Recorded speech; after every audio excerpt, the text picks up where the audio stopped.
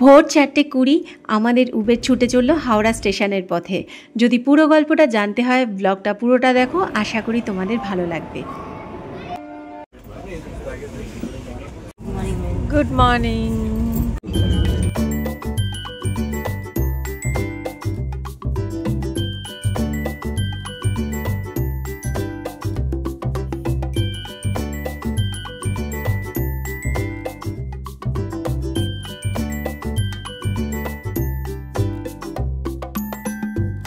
আমি নিজের হাতে ভালোবেসে এই ব্রাউনি দুটো বানিয়েছি কাছের কিছু মানুষের জন্য।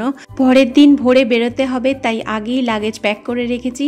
ভোরবেলা 4:15 আমরা বেরিয়ে পড়েছিলাম হাওড়া স্টেশনের উদ্দেশ্যে। আর এই স্টেশনে যাওয়ার পথে পার্ক স্ট্রিটের এত সুন্দর আলো ঝলমল রাস্তা দেখতে পাবো জাস্ট ভাবিনি।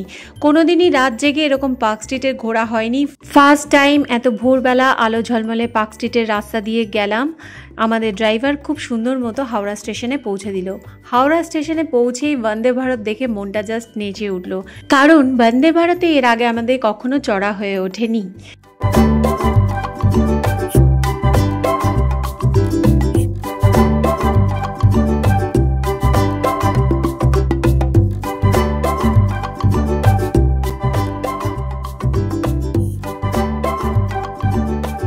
অবশেষে বন্দে ভারতের নির্দিষ্ট জায়গায় এসে পৌঁছালাম এবং লাগেজ রেখে আমি ওয়াশরুমে গেলাম। দেখলাম বন্দে ভারতের ওয়াশরুমটা সত্যি দারুণ সুন্দর, পরিষ্কার পরিচ্ছন্ন, যেটা অন্যান্য ট্রেনে খুবই কম দেখা যায়।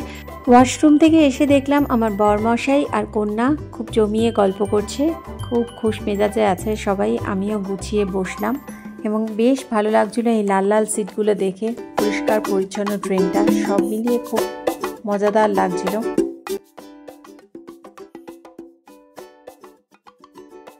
বন্দে ভারতে স্পেস বাঁচানোর জন্য এই সুন্দর টেবিলটাও আমার বেশ পছন্দের ছিল। মাঝে মাঝে খুলে খুলে দেখছিলাম, কেননা কিছুক্ষণ বাদেই চা কফি সব আসবে, যাতে রাখতে আমার কোনো অসুবিধা না হয়, সেজন্য দেখে নিলাম।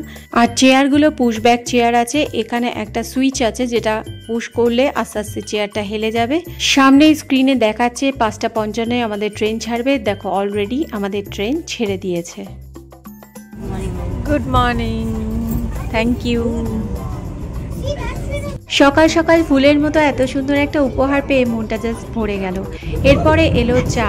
চা খেতে এই ঠান্ডার মধ্যে কে না ভালোবাসে গরম গরম চা, সত্যি ভীষণ দরকার ছিল এই সময়।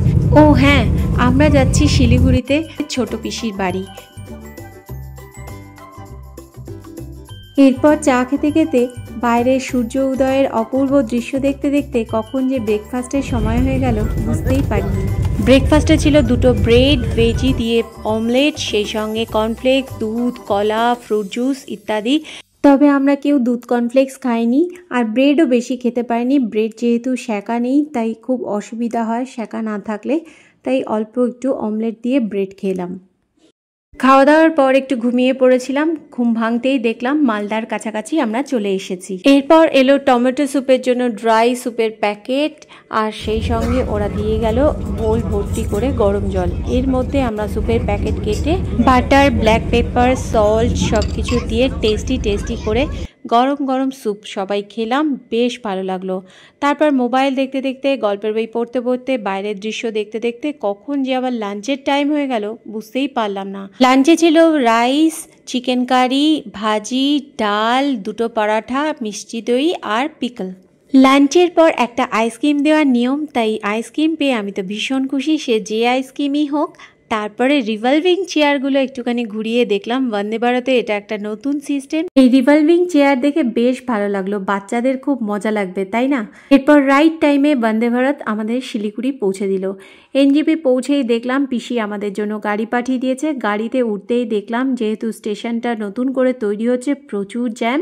বাড়ি পৌঁছেই ফ্রেশ হয়ে পুচকুসোনাকে নিয়ে নিয়েছি।